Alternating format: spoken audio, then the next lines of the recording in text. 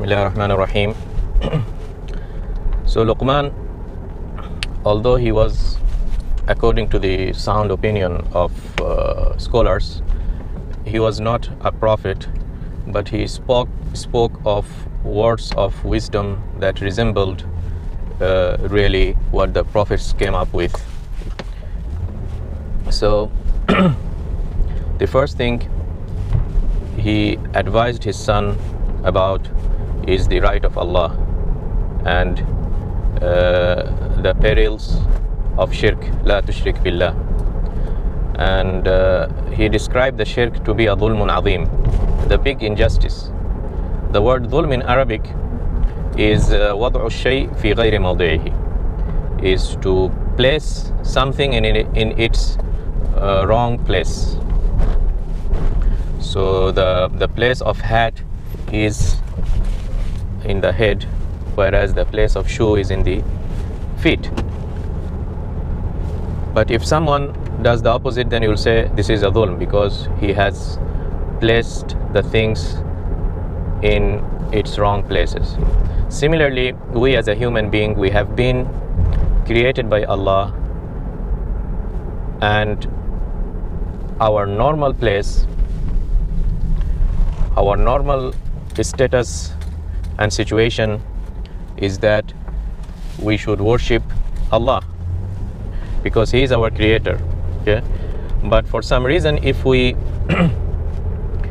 misplaced this inbuilt need and urge, our most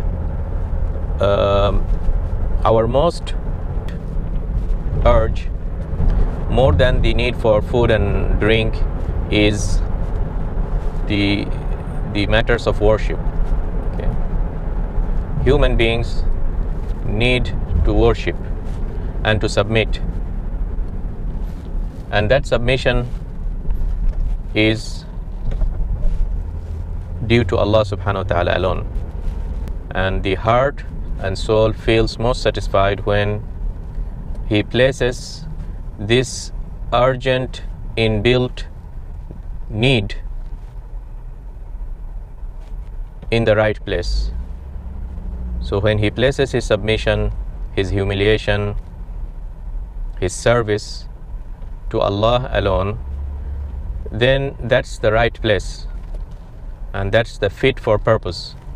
And then and that's when the human being will feel the most happy and satisfied. And if he does that to someone else, meaning that he places his submission and humiliation and services to other deity, to other forces than Allah, then this machine, his human being, is really not operating in the way that its creator and designer wanted it to be. And hence that's the biggest injustice, really. Inna shirka la dhulmun azim. And the analogy you can make is the food, for example. If there are things that satisfies the need of the body for food in terms of carbohydrates, fat, proteins, all these things, if you deprive your body from those ingredients in your daily eating, or for example if you eat something that is not edible, okay, you will not satisfy the body, and that's a dhulm. Okay? So similarly, Luqman points out to his son this important matter, that before anything else, the most important need for us is to worship Allah alone and stay above any form of shirk. And see how Luqman tried to approach his son in a way that is very daring and appealing to the son. He said, Ya bunay.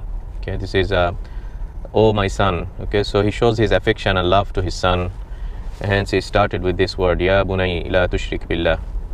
And then the next verse is really something that Allah puts in bracket. It might not be the advice of Luqman to his son directly, but Allah places this advice within the bracket.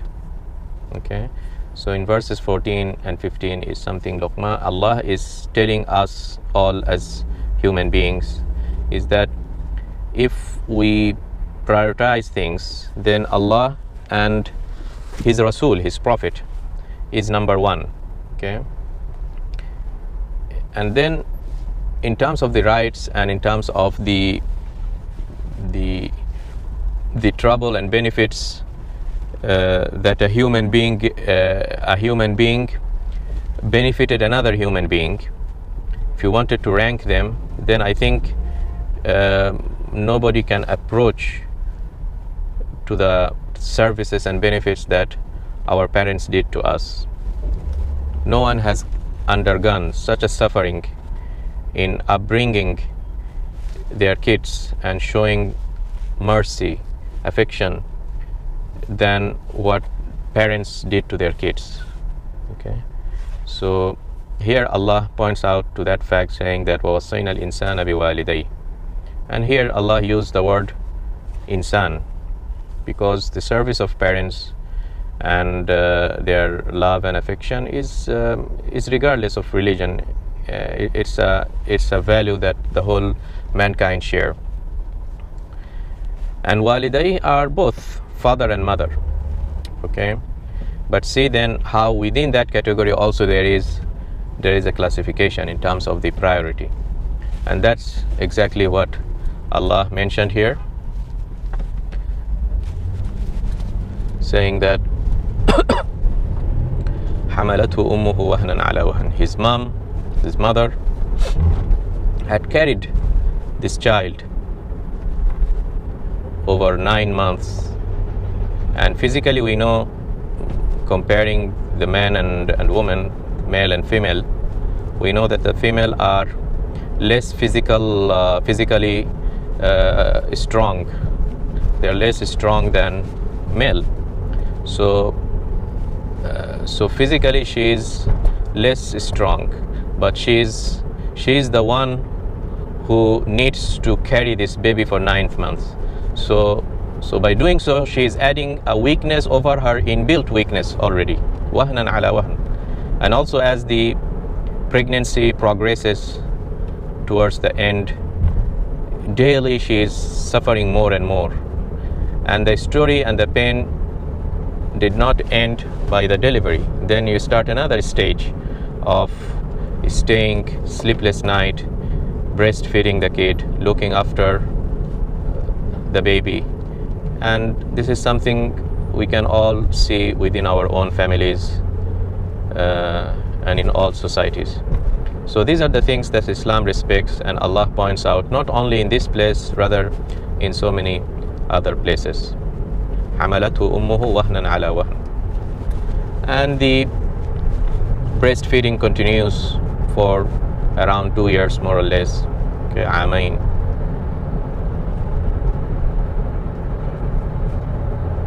So here we described Allah and His Rasul, and we should not separate between Allah and Rasul because these are inseparable things. So when we talk about the rights, we have the rights of Allah subhanahu wa ta'ala number one, and then the rights of the Prophet Muhammad sallallahu alaihi wasallam, and then comes among the human beings rights related to ourselves, to our parents, to the relatives, and so on.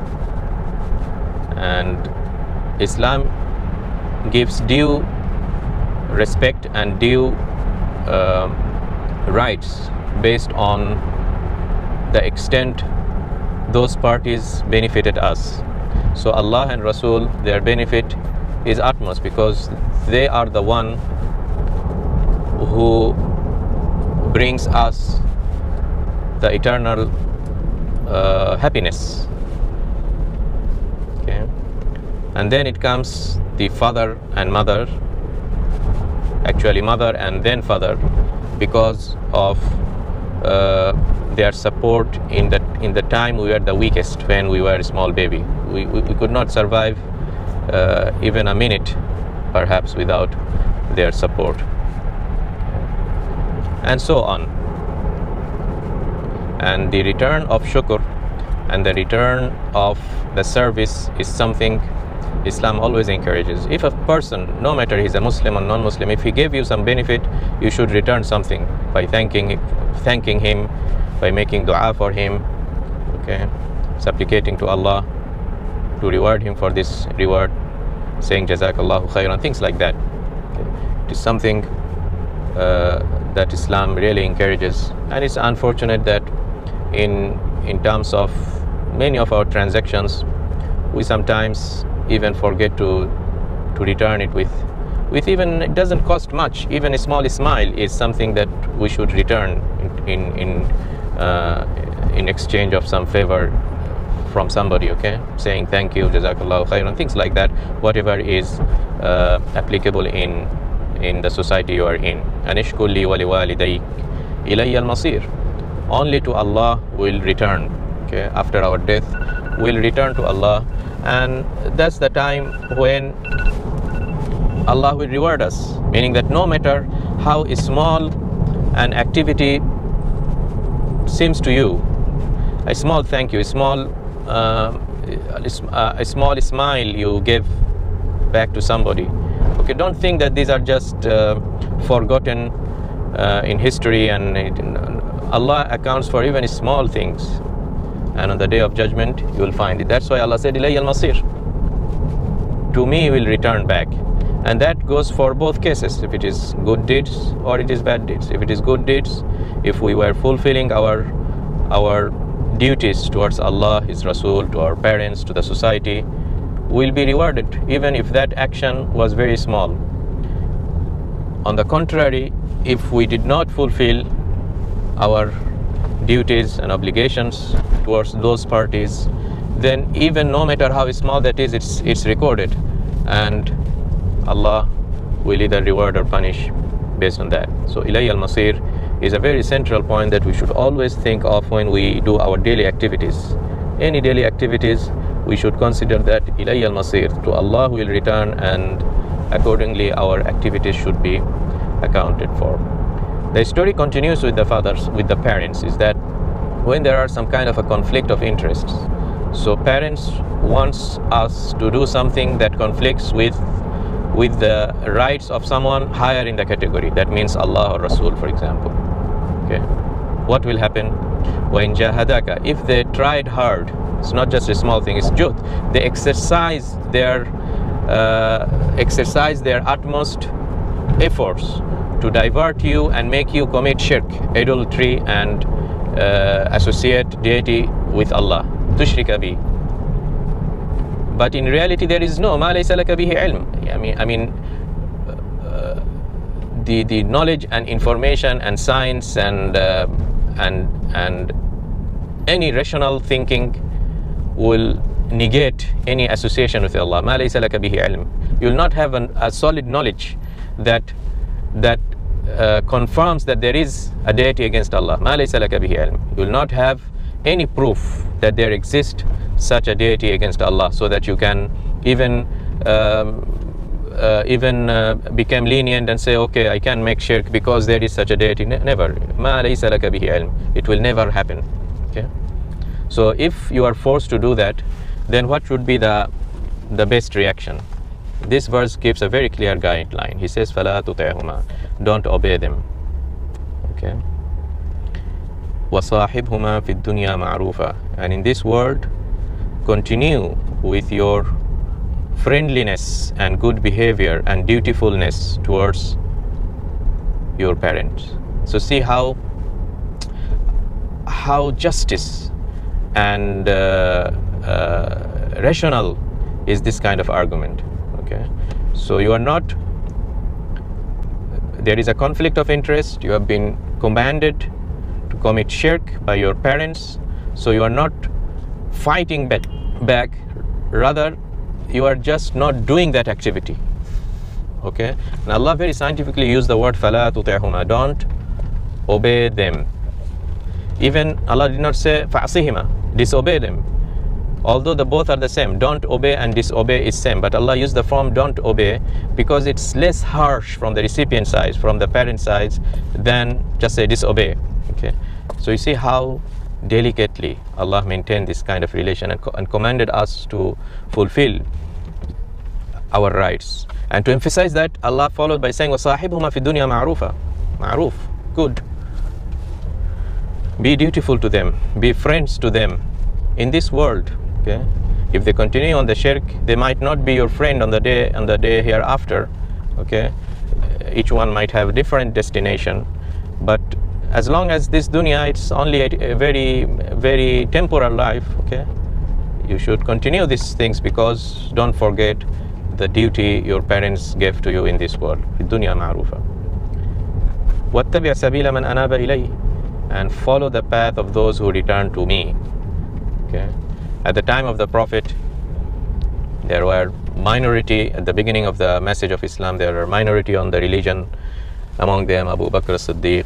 Okay, and few of those who were the first to embrace Islam. Okay, and at that time, the society was full of negative powers, negative influences. So amidst this society, it's very important that the Muslims, and it's applicable to the non-Muslim countries perhaps. وَاتَّبِعْ سَبِيلَ مَنْ أَنَابَ إِلَيْهِ. We'll continue later.